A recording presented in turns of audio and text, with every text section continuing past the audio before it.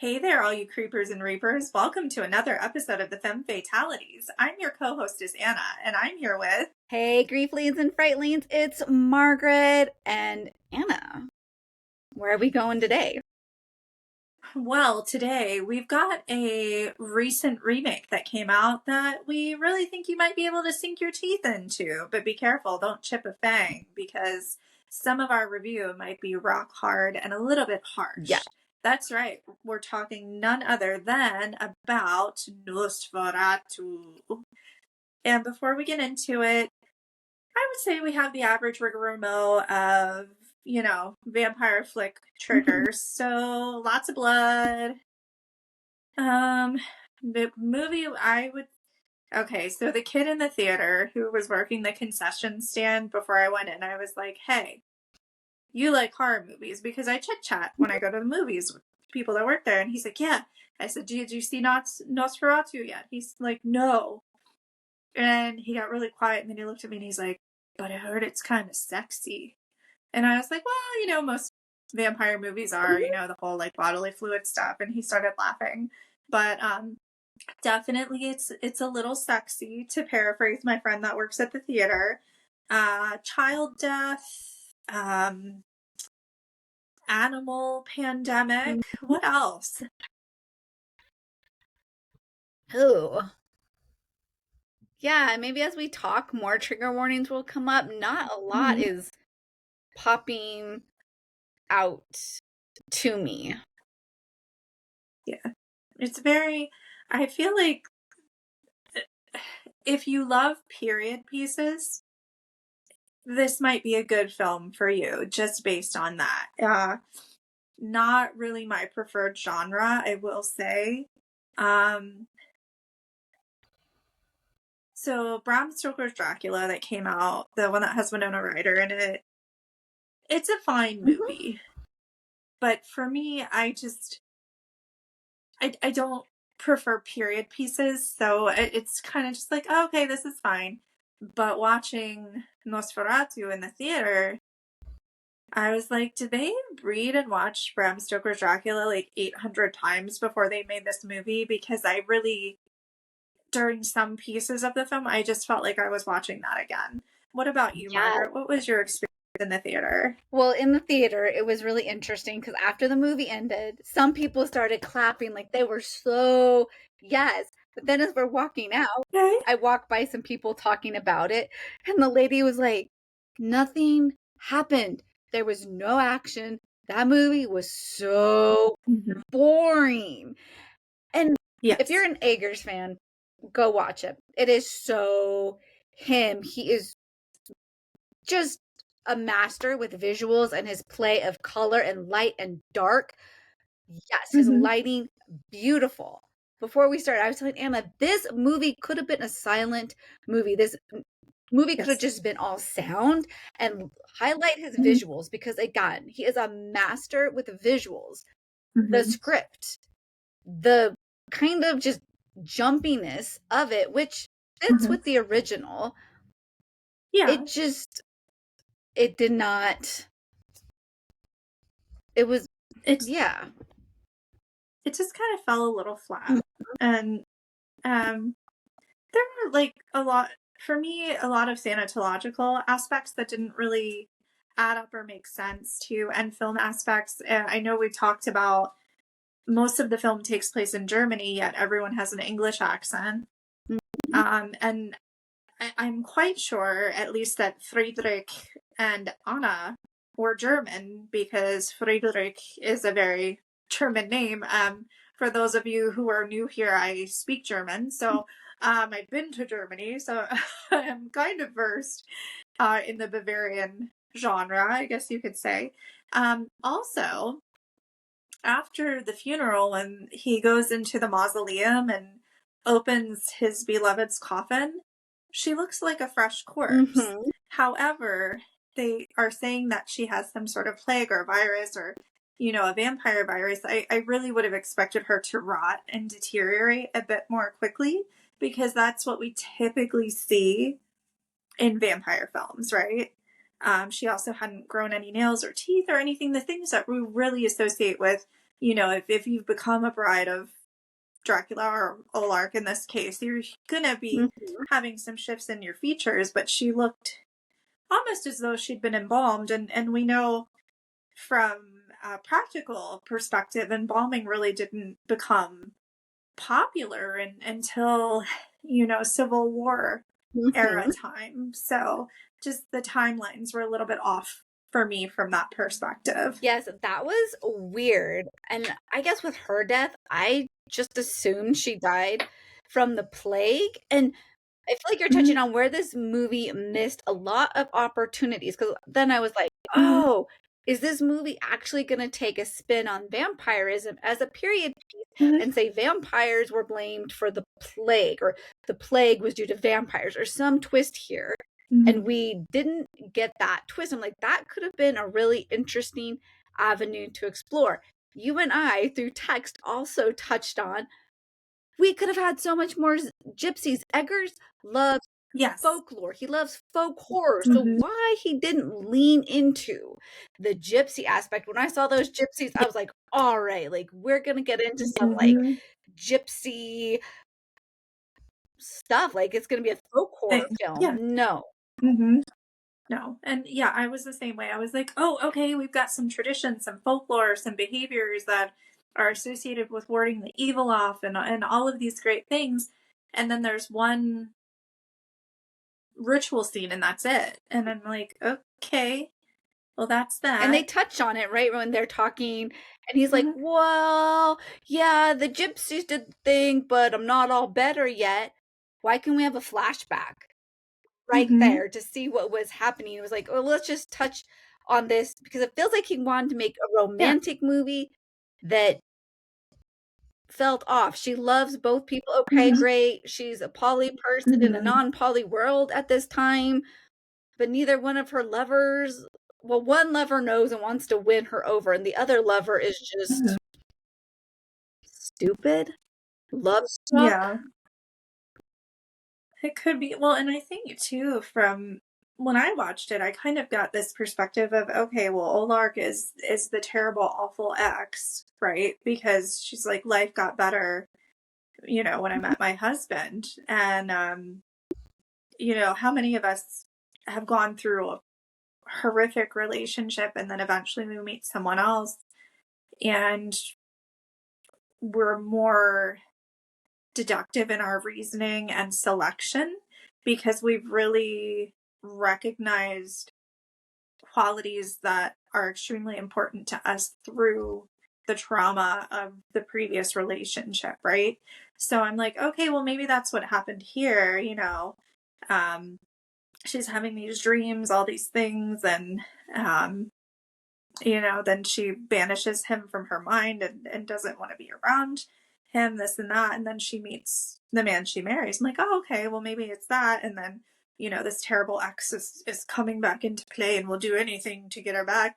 Um, so it could be that as well. I think it's fun though, because, we both had different takeaways Mhm. from her two relationships. And that's part of the art and great thing about film and media is that it's subject to interpretation and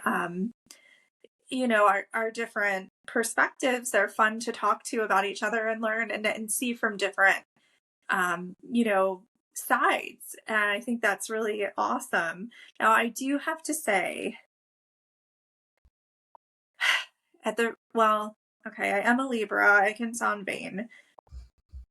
I wish the Count would have been more attractive because I couldn't deal with that. At least in like Dracula, he, shifts Mhm. into something a bit more appealing. Well, I'm curious what your thoughts are because he's unattractive. He's the toxic ex. Mhm, And this movie, I will give it credit because it does have these mhm, undertones about suppressed female sexuality. Look at them like mhm, when they're having like these seizures that's almost like their body seems very mhm. orgasmic in the Yeah. response.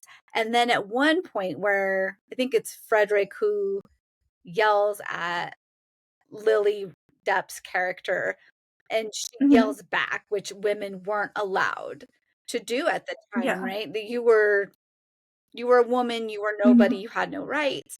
So I wonder, do you think that Orlok represents like this toxic masculinity, this ugliness that fit the time that still impacts women, that the man gets to be ugly and the woman will still succumb to him. The man gets to be dominant and the woman will Mhm. still succumb, that hopelessness that she was doomed because she is a woman in a man's world. Yeah, I mean, it definitely could be, and I think, just Lily Depp's character, she has some sort of connection to the occult or metaphysical world, which we don't really learn too much about, but, you know, it's weird to kind of see, when you deal with toxic relationships, you always hear of like, well, we have this connection that just couldn't be explained, Mhm. right? So then that makes me kind of think of that relationship, I guess Wow. you could say. I feel like I you touched don't on, know if I would really call it a relationship. yeah. No, it was Yeah. it was weird. It was, yeah. Mhm. I feel like when you touch on spiritualism, I did read that one of the points of doing this period piece was really to reflect on the time that it was where Mhm. science and spiritualism were knocking heads. This, Yeah. I believe, is supposed to take place with the rise of Mhm. spiritualists, that whole belief, and then how those two are trying to then interlock, which I Yeah. think we see in William Defoe's character, even though, Mhm. again, a lot of this movie just felt off balance. Like his character felt Yeah. off balance. He's a scientist, but he believes in this, Mhm. and he's kind of like Mhm. seesawing and not Yeah. really like, no, scientifically. And where other Mhm. films, a person can hold, well, science, and now we're going to bring in the spiritual, this aspect. Yeah. I feel like maybe they were trying to include a lot of different topics in the film, but it there just wasn't enough time. I mean, really, I would gladly have just gone to see a character. Like a character film based on Willem Dafoe's character and maybe all of the metaphysical beings that he's defeated over time. I feel like that would have been more fun for me, personally. I also do think that the movie was hypersexualized, but not in a traditional Mhm. vampire film sense, and so that really wasn't what I expected. I mean, from the beginning to the end, um, the dream sequences, as you mentioned, where she's essentially like going into like an orgasmic hallucinogenic state, and then to the end where, you know, he comes and he bites her bust line and then drinks from her breast and eventually he dies. Well, realistically he would not have gotten a lot of blood because it's not where one of your major arteries is. Okay, I have a major artery here, not here. And then I was like, would it really have been that salacious for him to rip open her house dress and bite her thigh, because that is where your femoral artery is, right? That would have been pretty sexy too. Mhm. Um, and it would have made more sense. Well, it's like, as you touch on that, right? That doesn't make sense. And that he was feeding off of Thomas, her husband, as well. And that same very, like, I'm on top of you, I'm mounting you, and I'm biting you in this weird place that you're not going to get a lot of blood. So it's almost like trying to be sexual, not sexual. Because, like you said, like the neck is very Yeah. sensual, and we get that. And Mhm. I wonder if it was a choice to be like, no, like let's make this different, or maybe trying to get at the heart, like that Olak really is Mhm. trying to get to somebody's heart to take that from them. Yeah. But then he should have just ripped it out and ate it. Mm-hmm. I would have liked that. Would have been great. He could have just whoosh, reached right in, ripped that heart out of her chest, and ate it, Yeah. and then died. That that would have been a good ending. Yes. Because, you know, we know that he's a savage. We know he's a beast, right? Um, I'm, I don't know. It just didn't quite hit the right notes No, for me. it didn't. It was, yeah, like you said, it was missing.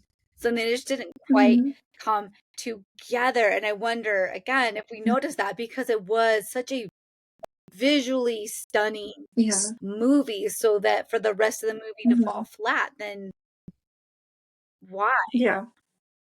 Well, and then I almost feel like too, like Lily Depp's character, she almost seems like a sadist. The way that she speaks to the husband, particularly in the scene where they, you know, have a very almost aggressive sexual encounter where she's just like, you know, you couldn't, and apparently, you know, the count has kind of taken over her with the vampire hypnosis, I guess, but she's like, you know, you can't please me like him and all of these things. And then, you know, he like hits it, you know, and sorry to use my modern term there. Um, but and like she's a sadist and he's a masochist. Mm-hmm. Like, did you get that vibe? I Yeah, hope like it was listeners did because he's get just, that vibe because I'm like, yeah, like it like flipped it, and and we can guess that that's intentional. That for this period piece, he is making her character the dominant character, and the male yeah, character the subdominant character or the mhm, obedient character, which can be hard for people to deal with. And again, like mhm, it didn't, there was just something that did not click. And I wonder, as you're touching on this, it's, is it because she was dominant with her husband? mhm, And then here comes Orlok, and she's like, ah, and she loses that yeah, dominance, which, as you talk about relationships, that mhm, happens. Like we're with our toxic ex, and they is horrible. So then we mhm, become the opposite in our next relationship. yeah, right, exactly. It's like you carry in a little suitcase all of these Mhm. things from before, and you travel with it onto your next destination. And you know, not only is it hard for the individual, it makes it hard for the next person that they encounter. Mhm. Yeah. And I do have to say, though, something positive. I think the costumes were great in the Mhm. movie. The only critique that I would have, there's a particular scene where we see Lily Depp's character, I believe, looking out a window, and the stripes in her dress are meant to be chevron shaped, and they're not completely aligned. Ooh. And it, I think maybe that was done on purpose, now that I've thought about it, to kind of show that she is this disheveled person because of the spell that she's been cast under, the vamp spell or whatever it is, right? So she is undone. She is a bit disheveled. And also, I think because of their financial stance, right? Because always the sign of a wonderful seamstress or seamster or tailor is that all patterns are perfectly aligned Mhm. before the stitches are put in. And we know that financially they're not extremely well off. So she probably made the dress herself or went to an inexpensive tailor to have it made. Yes. Ooh. Awesome catch. Great eye. Oh, thank you. And okay, I do have to confess, this is terrible. And normally I don't like when children are hurt, but the scene where someone walks in and what is it? Friedrich, I think, walks in, or maybe it's Anna. I know it's Anna, and you know he's the count is draining the kids, and you can clearly tell that he has a prop, and he just looks over and like drops the mannequin. Is it bad to admit that I laughed?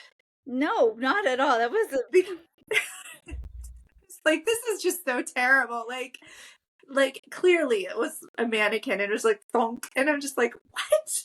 Really? yes. Because I would have loved for her to have opened the door, the lights to have been dimmed low and her to go on and check on the children, and then the daughters were both vamped out. Mm-hmm. Yeah. Little baby vamps. I thought that would have been just a delight to Yes. see. Yeah. But no.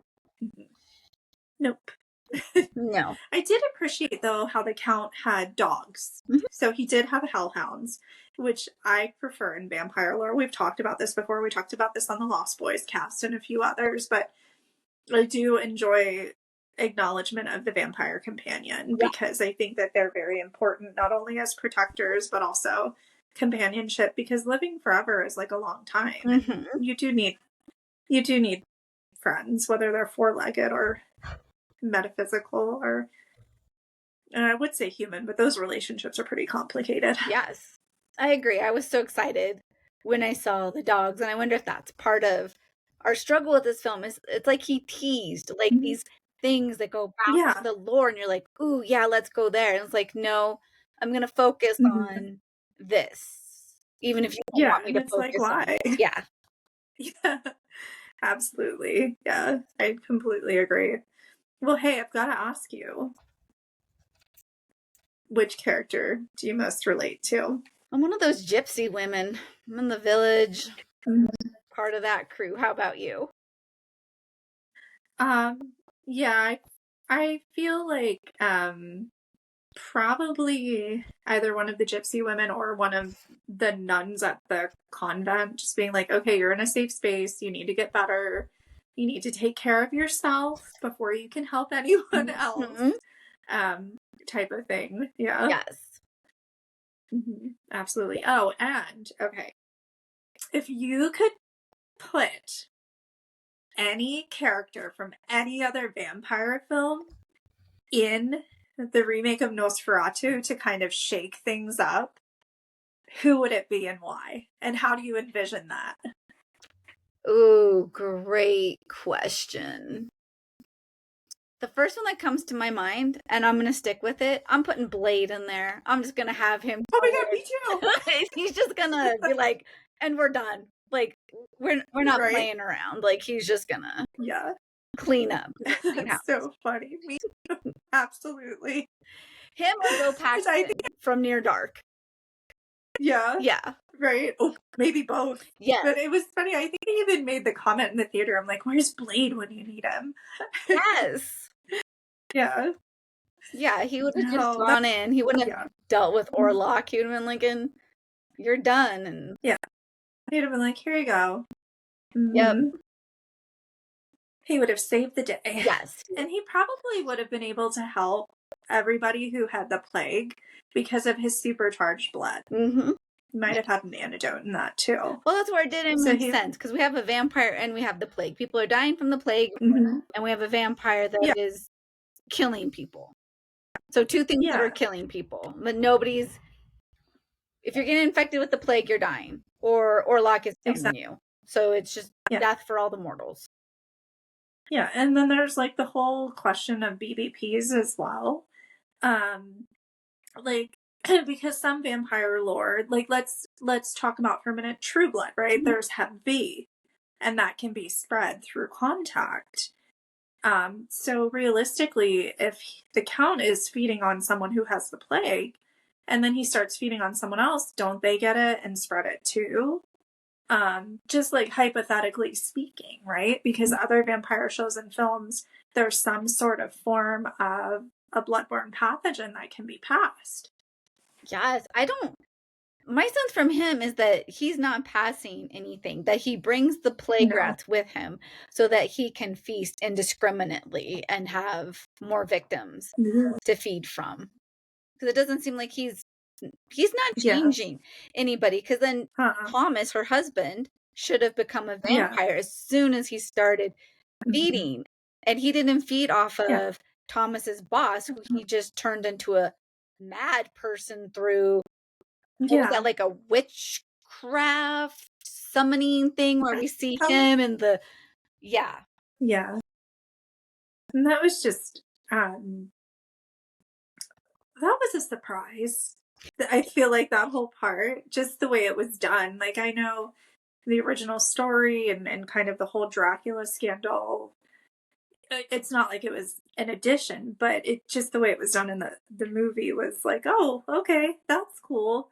But yeah, I just I find it strange too that the Count, you mentioned, he hasn't really turned anyone. So what was his game plan for Lily Depp's character, right? Just to keep her beat on her? Did he want to turn her? We don't really ever know what the true intentions were. Whereas other vampire films, we know that like you're either food or you're meant to turn and continue living on with your vampire partner. Yes. Ooh, that is a great question. And just for our viewers and listeners, if you don't know, so Nosferatu is actually Dracula. It goes back to the original Dracula came out. Then a movie studio was like, we're going to do this, but we got to change a little bit. So we're going to call it Nosferatu. Bram Stoker's somebody in that line, I don't know if it was his Mm-hmm. or somebody related to the first movie, was like, you just stole this. I believe it was Bram Stoker's estate was like, no, you just stole Mm-hmm. Dracula. So Nosferatu Yeah. feels like a lot of people are like, Nosferatu is just a ripoff of Dracula. You are right. It started as a Mm-hmm. ripoff and it continues Yeah. as, I'm going to say this wasn't a ripoff. It was paying tribute to the original silent film that is a Yeah. classic. If you haven't watched it, go watch it. It Mm-hmm. is, I like it better than this one in a lot of Yeah. aspects as far as story goes. We have Van Helsing, Mm-hmm. who is the doctor. I was bummed that they didn't make William Dafoe Van Helsing in Right. this Yeah. one. So maybe we'll just call this one a love letter to the original movie and Mm-hmm. I think Dracula. that's a good way to describe it. Yeah, definitely just some things that were missing that really needed to be there, and some other things that were added in that could have been omitted. Mm-hmm. Yes. For it to make more sense. Mm-hmm. Yeah. Yeah. Yes, but on the subject of vampires, every now and then we do kind of jump on a theme for a little while. We've talked about a bunch of vampire movies. We're in the process of talking about some werewolf films and other films as well. If there's any sort of, um, classic horror character or creature we haven't spoken about that you'd like us to discuss, let us know. Mm-hmm. What's your favorite folkloric character in general? We're always interested to learn more. And if there's folklore or film that you'd like us to explore and talk about, definitely let us know. I guess it is kind of time to get back to the Bruja Brew and the coffin cookies. Until next time, don't forget. Like, subscribe, follow, and like Anna invited you to, comment, share with us, let us know. Yes, please. And we will see you next time. Thanks for Bye watching and bye. listening.